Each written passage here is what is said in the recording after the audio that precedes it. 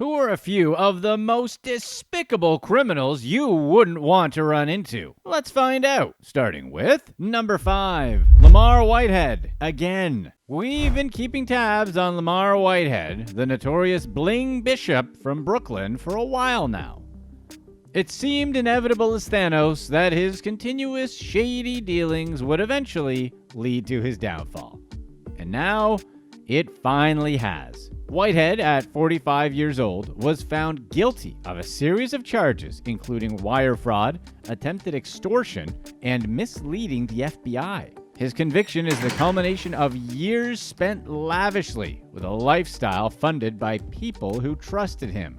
Whitehead's gluttonous appetite for luxury, evidenced by his array of designer suits, a fleet of high-end cars, and a $2.8 million mansion, was no secret. His pompous display of wealth even made headlines when he was robbed of $400,000 worth of jewelry during a sermon live stream, a scene that almost seemed too bizarre to be real. And that incident was just a peek into the bishop's extravagant lifestyle, which he funded through various scams, including exploiting an elderly single mother out of $90,000 by promising to buy her a house only to spend it on himself.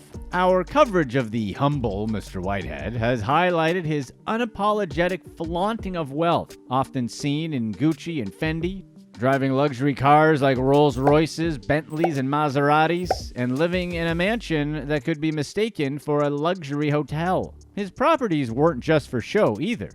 They included marble floors, a home gym, and even a personal movie theater, all bought with money meant for others' homes and their own future plans. Despite his claims of having influential connections, including those with New York Mayor Eric Adams, it was clear that Whitehead's empire was built on lies. His criminal activities extended to creating false bank statements to get loans and attempting to extort money under false pretenses, leveraging his supposed political ties for financial gain. The bishop's robbery incident, which really didn't get him much sympathy to begin with, seemed to be a result of his need to show off his wealth, attracting unwanted attention and danger. And you'd think that this would be a clear sign to stop showing off, right? Well, the only thing this bishop listens to is his pathetic need for attention, as evidenced by his prayer closet, a closet full of designer clothes and accessories, which he flaunted online not long after he was robbed. Seriously, he called it a prayer closet? If that's not outright mocking all the people he's ripped off, we don't know what is. In following Whitehead's story, it's obvious that his actions were unsustainable. As he awaits sentencing, which is supposed to happen sometime in July of 2024, the tale of the Bling Bishop will hopefully come to a close, and the greedy man will be humbled. If God won't do it, the courts will.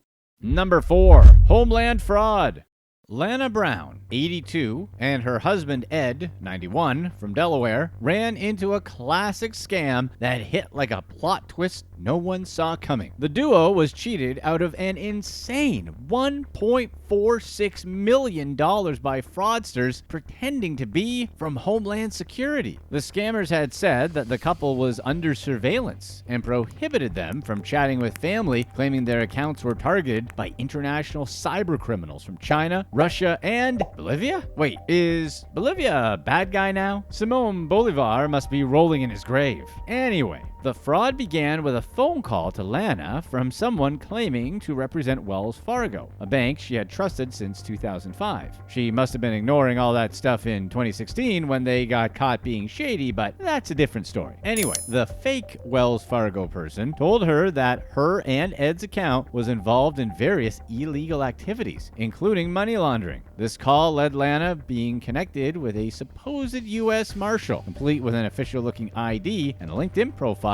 that seemed legit, but turned out to be outdated by over a decade. The scammers then convinced the couple they were being placed in a witness protection program and that their money would be safer in a special Federal Reserve bank account created just for them. Lana, completely, and it sounds like reasonably, convinced of the marshal's authenticity, followed every instruction, withdrawing her savings and investing in Bitcoin and gold, supposedly under the protection of the Federal Reserve. The scammers were so convincing that they even had Lana believe they were tracking her movements, further isolating her from seeking help. Despite repeated warnings from the actual Wells Fargo that she might be the victim of a scam, Lana, under the spell of the fraudsters, lied to bank employees, following the script given by her manipulators. Sadly, the realization of the scam hit her one night, leading to a painful awakening that their life savings were gone, tricked into sending it all through wire transfers, evidenced by multiple receipts. The aftermath left Lana and Ed relying on Social Security and Ed's small pension, as their savings were intended for Ed's possible future hospice care because of his declining health. The scam is part of a larger, distressing trend where seniors are often targeted, with the FBI estimating annual losses for senior citizens at around $3 billion to financial scams. One arrest has been made in connection to the Browns' case, thanks to their report to the National Elder Fraud Hotline and assistance from the real Homeland Security. However, the details remain scarce, and the couple hasn't sought a refund from Wells Fargo, acknowledging that the bank did attempt to intervene, which speaks to the refreshing character of Lana and Ed. But come on, guys, please do try to get your money back. This is a good time to remind everyone to please keep a close eye on your elderly loved ones. When these scams are revealed, it's almost always because someone close to them was paying attention. They watched out for you when you couldn't watch out for yourself, so it's time for you to do the same.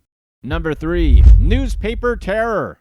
A gang of 4 robbers embarked on a daring robbery spree, going after newsstand vendors around some of New York City's iconic landmarks. This group, seemingly auditioning for the roles in the next Final Fight video game, managed to lift upwards of $15,000 from hard-working vendors in just 2 weeks. Their method? Ambush the vendors, typically older folks, by night, dragging them from their booths and threatening them unless they handed over the cash. The spree kicked off when they robbed elderly newsstand clerk Atier Roman of $750. It seems like the gang had a taste for drama, striking near places such as Carnegie Hall and the Ed Sullivan Theater. Their tactics were nothing short of ruthless. Victims were threatened with firearms and knives, with the crooks demanding everything from lottery ticket sales to cell phones. One vendor, Al Maruf, recounted his stand now shuts early at 8 p.m. after being hit, highlighting the lingering fear these incidents have instilled. Despite their efforts, each robbery ranged from a few $100 to their biggest heist being $5,000 in lottery receipts. So the problem wasn't as much about the money. Of course, losing money sucks, but it was more about their bold tactics in public spaces and the audacity to return to the scene of the crime as if taunting the police and their victims. Police, now on the hunt, have released surveillance images of the suspects, hoping someone might recognize these individuals who've decided that a life of crime is their calling. Newspaper vendors are already struggling as it is, and now these guys are making it worse? We know who can stop this crime wave and clean up the city. Number 2. House of Transformations. In Anchorage, Alaska, Rosalina Mavega and her husband Esau Fualema Jr. found themselves neck-deep in doo-doo for misusing $1.6 million in pandemic recovery funds. The money, meant to assist housing and treatment during the pandemic,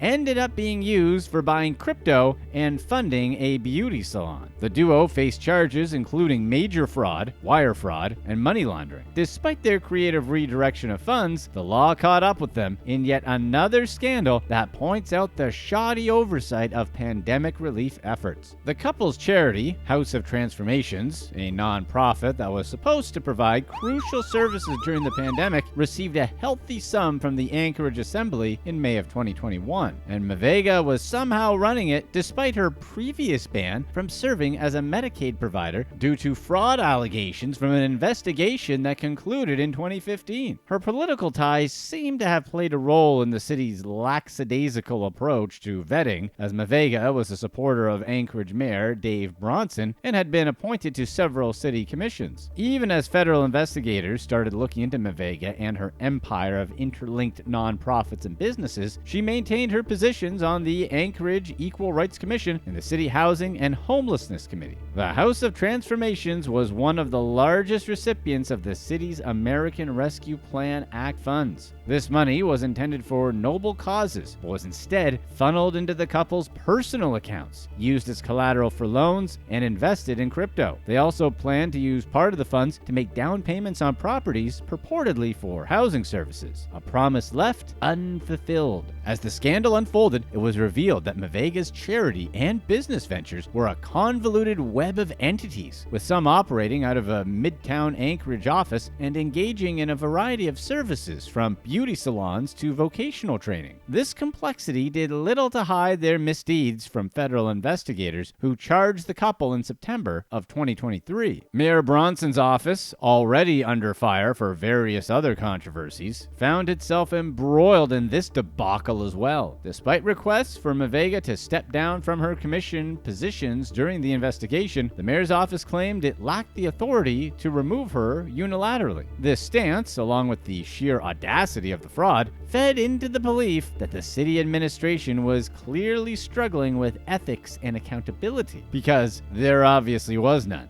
Why on earth they'd give this couple more money to commit fraud after they were already in trouble for fraud is mind-boggling. If you're enjoying this video, be sure to stay right here for our past release to find out how this squatter didn't want to pay rent, all while driving a Benz. Number 1. Chasing the high life. Abdul Ibrahim, 36, swindled over £340,000 from Alan Potter, an elderly man living on a pension. His grand scheme? Pretending he could recover the £1.8 million Potter lost in a previous scam. Ibrahim's con didn't start small. He initially convinced Potter to hand over £50,000, a number that eventually ballooned to over £340,000, with $200,000 in cold, hard cash. Potter was left teetering on the edge of bankruptcy, a situation so dire it threatened his home. Meanwhile, Ibrahim's lifestyle, funded by his ill-gotten wealth, was nothing short of excessive, featuring first-class trips to Greece and Ibiza, a £3 million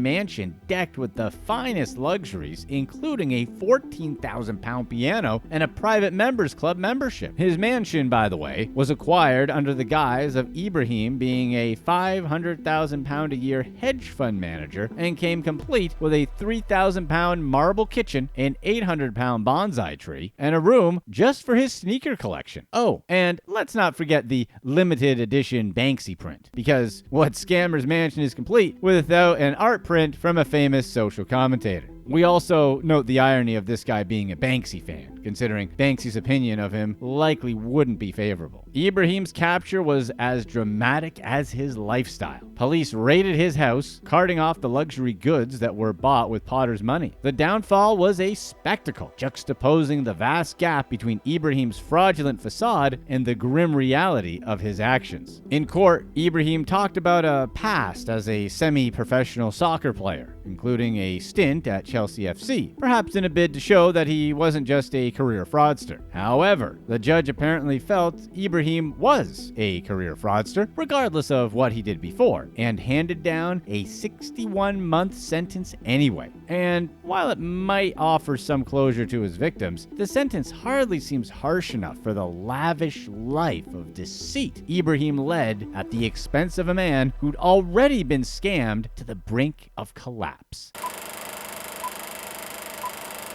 What are the scariest crimes that's been happening in 2023? Let's find out, starting with number 6, a squatting situation. If you're a landlord, you're gonna want to watch out for squatters. Micaiah Barber, who's in the Army Reserves, faced a costly situation when Natasha Timmons, a squatter, took over her Houston home when she was called up for active duty. This caused Barber to lose roughly $50,000 total in lost rent and legal fees while dealing with Timmons. Barber had bought her 3-bedroom, 2-bathroom Houston home in the spring and had rented it to Timmons when she was deployed to active duty in Florida in the fall. Timmons initially signed a lease and paid $2,000 for the first 2 months of her tenancy. However, Timmons made exactly 0 rent payments and she refused to vacate the property.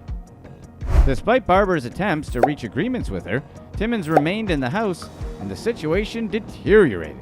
And it's not like she had just fallen on hard times and didn't have the money or something. Timmons has been spotted driving a late-model Mercedes SUV.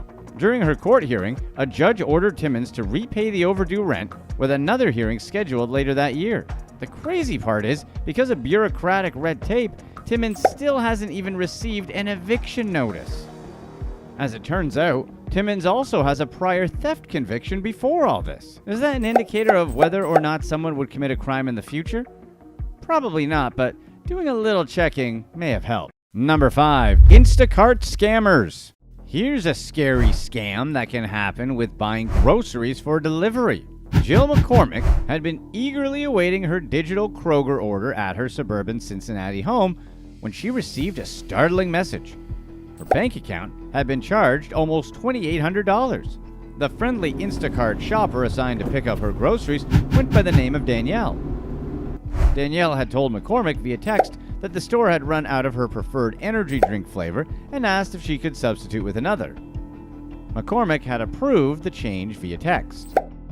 The next thing she knows, McCormick gets a notification about the $2,800 charge. So of course she freaks out, but was quickly reassured by Danielle that it was a mistake that was easily fixed. But when McCormick later asked for an update about the charge, there were no more replies. So she reached out to both Kroger and Instacart, eventually reaching both after about an hour of online chats and toll-free hotlines, which, you know how that goes. The customer service line is always buried. Shout out in the comments if you agree. Unfortunately, the money had disappeared from McCormick's account, and one expert suggested that this incident might be the work of an organized retail theft ring. A simple web search reveals a similar incident involving a Kroger order using Instacart that occurred in suburban Columbus, Ohio, when a thief claimed to have stolen from hundreds of victims. The Cincinnati-based supermarket giant Kroger offers home delivery through its growing in-house service, but also via outside delivery vendors such as Instacart. One former Kroger worker even claimed in TikTok posts that her old store was using Instacart shoppers that were a bunch of scammers. Neither company has explained how a scammer intercepted a Kroger order that began on Kroger's app. It appears either Kroger or Instacart unwittingly gave the order to a thief, or the scammer exploited a security breach. McCormick's shopper canceled all the items of her original order and drained her bank account to purchase several items that she didn't order and never received. At least Kroger said it's refunding the money and will also provide a gift card to McCormick for the inconvenience, so it's nice to see one of these places do the right thing. While Kroger provides home deliveries around the country using its delivery force sent from warehouses, it also augments services using San Francisco-based delivery service Instacart, who hires outside contractors. McCormick said her order began on the Kroger app but was assigned to Instacart. McCormick realizes she made one careless mistake with her online order. She used her debit card, which is always a big no-no just in the event of fraud. She normally uses her credit card, but McCormick said that she had grown comfortable just using the Kroger app. It's worth saying twice to always remember to always use a credit card for any online orders, just in case of scammers. Or just go get your own groceries,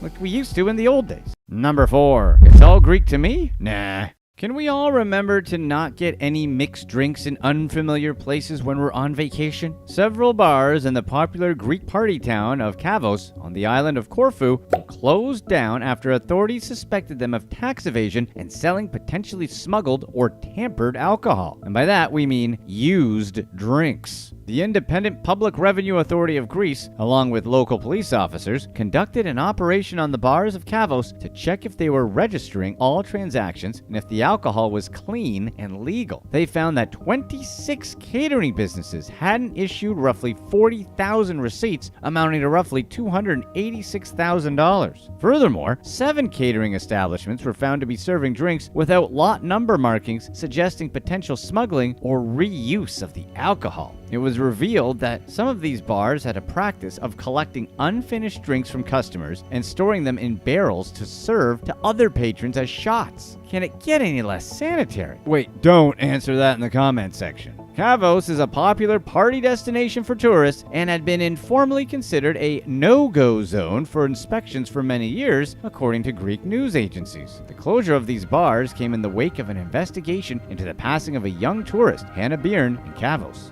Authorities are still trying to figure out the exact cause of her unfortunate passing. The answer lies in the toxicology tests that haven't been completed as of the release of this video. And back in our day, all the old drinks dumped into one vat was called dishwater. If you drank it, it's because you lost a bet. Shout out in the comments. What did you call it? Number 3. Granny theft.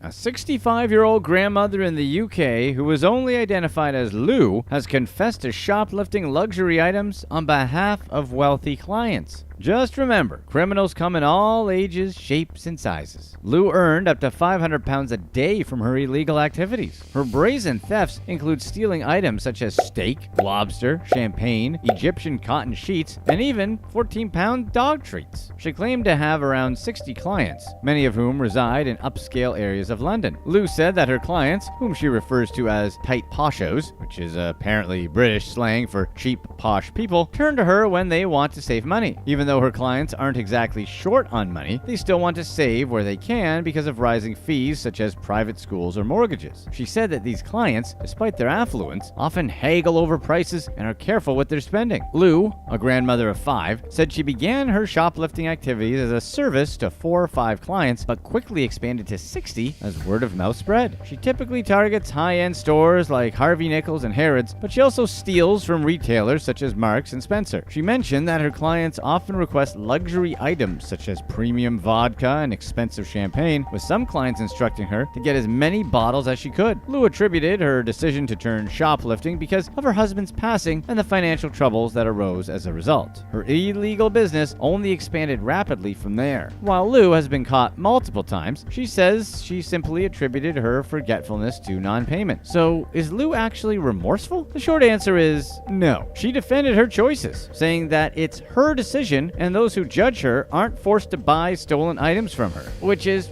probably the exact same logic dealers use. So you're not exactly in the best company, Lou. Number 2, a toll to be paid. When we think we're invincible, that's exactly when we're most vulnerable. Accountant Diana Nikitenko, a mother of 3 from Australia who lives in Sydney's eastern suburbs, fell victim to a scam that cost her roughly $3,000. It all started when she received a simple text message from someone claiming to be from the road toll operator linked. This would be like getting a text message from someone claiming to be from Fast Track or SunPass. The rep said that Diana had a failed payment for a toll charge and needed to settle it. Having recently used Linked, Diana believed the message was legitimate. She clicked on the provided link, which looked convincing. The next day, she discovered $3,000 had disappeared from her account in mysterious purchases from Sephora. Sounds like Linked was trying to impress someone on a first date. Diana quickly contacted her bank to dispute the transactions. She admits that she's hyper aware of scams and that she's actively looking out for them, but she had let her guard down when the coincidence of her having used Link very recently happened. Remember,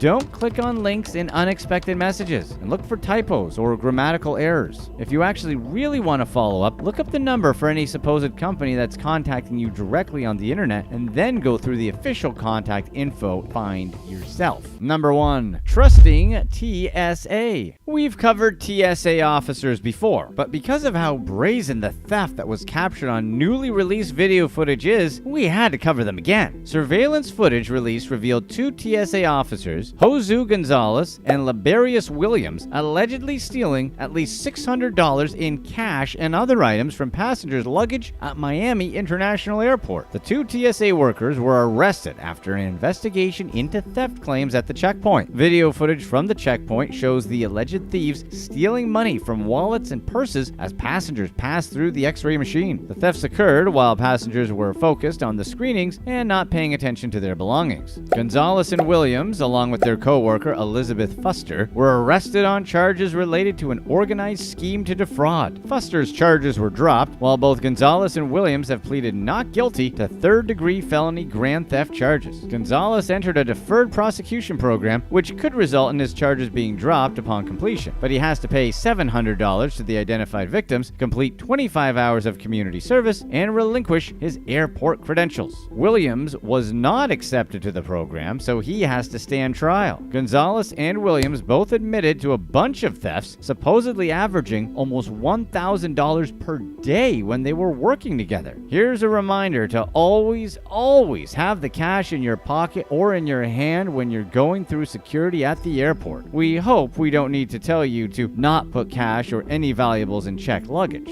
These types of thefts likely happen all the time. The officers just don't get caught. Click to watch one of these next videos. Let us know in the comment section what you'd rather have. Perfect health, but just average money, or all the money you could dream of, but you're sick half the time.